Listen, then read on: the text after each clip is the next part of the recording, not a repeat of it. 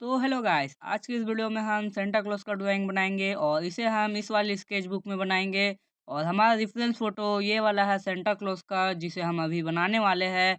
और चलिए बिना लेट करते हुए हम वीडियो को स्टार्ट करते हैं। तो सबसे पहले हम मार्क कर लेंगे कि कितना बड़ा हमें सेंटा क्लॉज को बनाना है और उसके बाद हम इसे बनाना स्टार्ट कर देंगे। तो आप लोग सोच रहे होंगे कि मैं वीडियो उतने दिन से क्यों नहीं अपलोड कर रहा था, क्योंकि मैं एक प्रॉब्लम में फंसा हुआ था जिसके कारण मैं वीडियो को अपलोड नहीं कर पा रहा था।